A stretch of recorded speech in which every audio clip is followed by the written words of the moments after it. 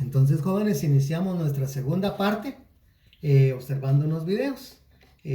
Voy a presentar dos, pero pongámosle mucha atención porque le decía, esto nos sirve de base para nuestra tarea, que despuesito también les explicaré. Veamos, por favor. Hoy se llevó a cabo un movimiento armado que tuvo por objeto desconocer al gobierno.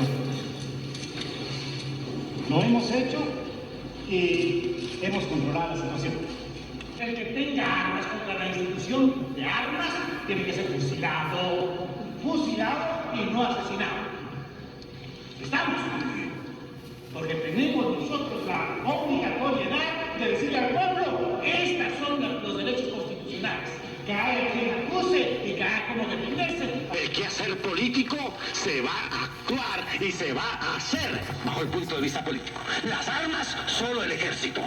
Las armas, solo el ejército. Por favor, todos los señores civiles que están armados, recuerden, quiten ya las ametralladoras de su techo y entréguenlas. Lo cierto del caso es que estamos en una guerra. Y en una guerra lo que realmente sucede es que uno le tiene que imponer su voluntad a otro, al adversario. Eso es precisamente lo que es la guerra, imponer la voluntad a otro. Yo quisiera que entendiéramos que es necesario desprendernos un poco de ese yo, de ese mí, que nos recordemos que hay un tú, que nos recordemos que hay un usted, que nos recordemos que hay un nosotros. Y esto es muy importante bajo el punto de vista de individuo, bajo el punto de vista de familia, bajo el punto de vista de nación. Yo quiero que como guatemaltecos entendamos de que no somos los únicos en el mundo, sino que somos una nación. Bueno, jóvenes, este fue un primer video solo para que vieran cómo este señor presidente de facto hablaba mentiras con respecto a lo que era el conflicto armado interno, ocultando las causas fundamentales. Vamos a ver el siguiente video. También, por favor, vemos el siguiente video para tomar ciertos conocimientos para que yo les voy a solicitar después en su trabajo.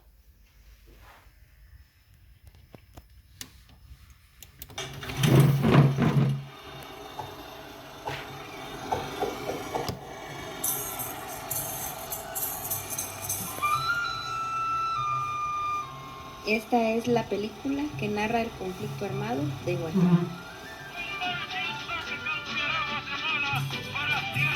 En Guatemala vivimos una guerra de 36 años. Entre 1960 y 1996, muchas personas estuvieron involucradas en el conflicto armado.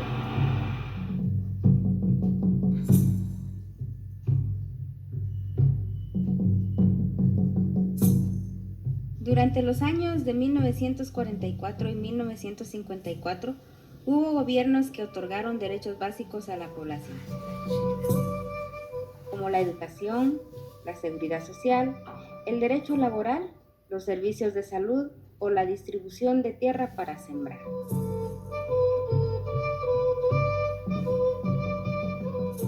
Pero algunos guatemaltecos se opusieron porque las medidas afectaban sus intereses y señalaban que eso era parte de una amenaza externa promovida por los países socialistas.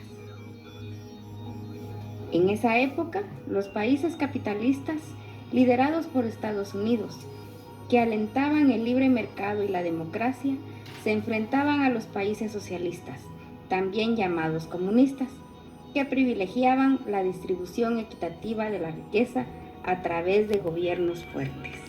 Con el apoyo de los Estados Unidos, los opositores guatemaltecos impusieron por la fuerza un nuevo gobierno en 1954 y limitaron las conquistas sociales de la revolución.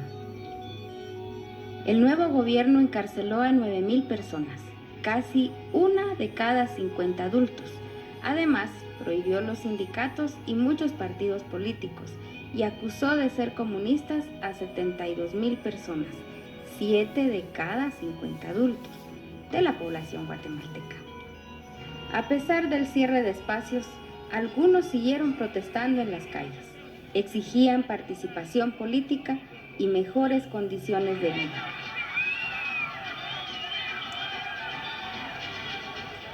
El conflicto con el gobierno fue en aumento y en las calles muchas personas demandaban la solución a sus necesidades.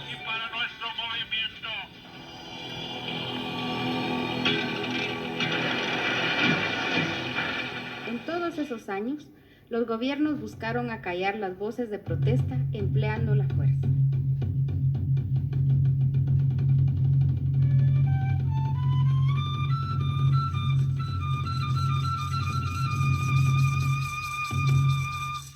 En 1962, algunos ciudadanos y miembros del ejército buscaron derrocar al gobierno.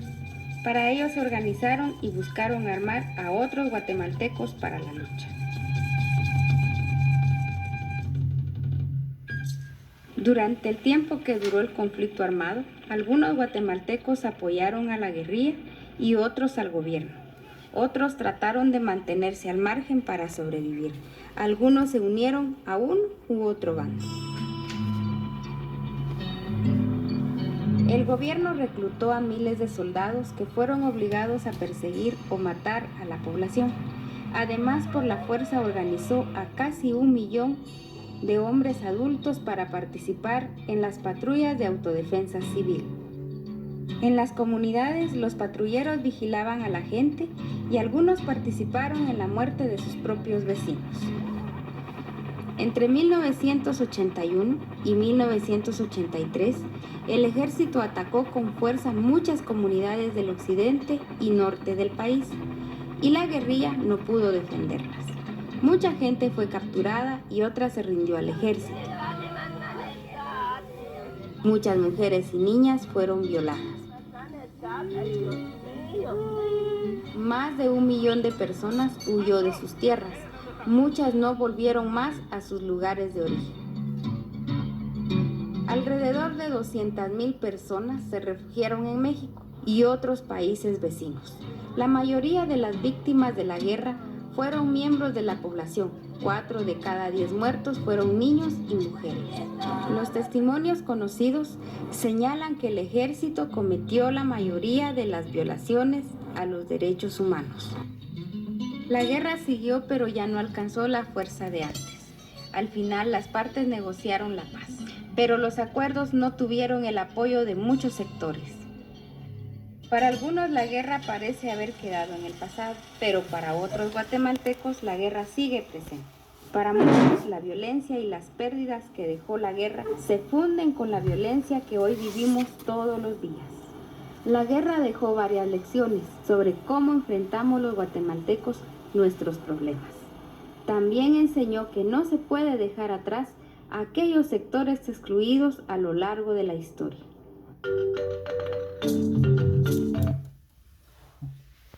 Bueno, jóvenes, entonces creo que este segundo video pues nos muestra en sí la cruda realidad de cómo fue el conflicto armado interno. Para terminar, pues quiero destacar algunas consecuencias que tuvo el conflicto armado interno. Bueno, pues las consecuencias fueron muchas. El turismo, por ejemplo, bajó mucho. Había tanta inseguridad en Guatemala que estas personas pues ya no vinieron a nuestro país. Muchas familias tuvieron que abandonar sus tierras, se trasladaron. Muchos migraron hacia México, otros hacia la capital. Se marginó mucho a la mujer, se intensificó la migración, 1 millón de personas fueron desplazadas, más de 200,000 personas murieron, más de 1 millón, decíamos, desaparecidos. Es decir, hubo este conflicto trajo muchas consecuencias negativas para nuestro país, y como les decía al principio, hoy en día vivimos algunas consecuencias de este problema. Hoy, para terminar, pues quiero dejarles la tarea. La tarea pues es bastante sencilla, pero quiero que la haga bien. La primera parte consiste en que usted define algunos términos que oímos aquí en el desarrollo del tema. El primer término es que es un gobierno de pacto. El segundo es que es un genocidio. El tercero, que es un conflicto armado interno. ¿Qué significa el término insurgentes? Y ¿qué significa el término paramilitares?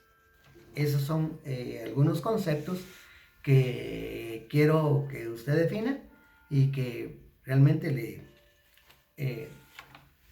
van a abrir muchos conocimientos sobre estos aspectos que tratamos aquí.